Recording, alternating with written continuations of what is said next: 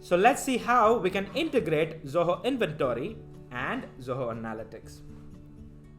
You can go about this in two ways.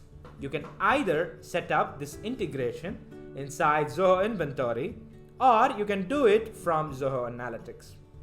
For this demonstration, we will see how to set it up inside of Zoho Inventory. Now, before we begin, you need to make sure that you are the admin inside of both Zoho Inventory as well as your Zoho Analytics organizations. Please note that if you have integrated Zoho Books with Zoho Inventory prior to this integration, then you will need to actually start the integration from inside of Zoho Books and not inside of Zoho Inventory. With that out of the way, let's see the steps.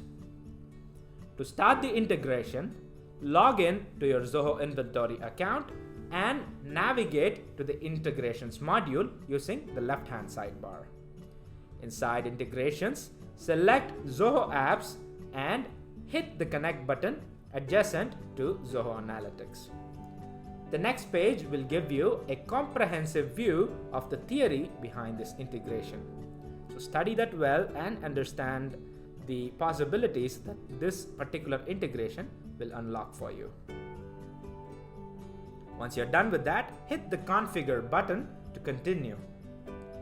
In the next window, you'll be able to configure how you wish to sync the data from Zoho Inventory with Zoho Analytics.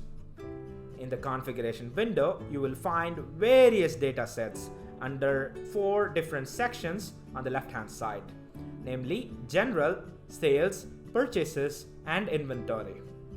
Select your data sets one by one to access the list of fields that are synchronized between the two apps. For this example, I'm going to click on the items data set and I'm going to enable all the different fields, including the universal product code as well as the international article number and the various custom fields that I have within the items module. Similarly, I have enabled different fields for all of the data sets available within Zoho Inventory. So this would be added to the analytics database automatically once this integration is complete. You can also control your data sync frequency in here. Once you're ready, hit the Save and Sync button to finish.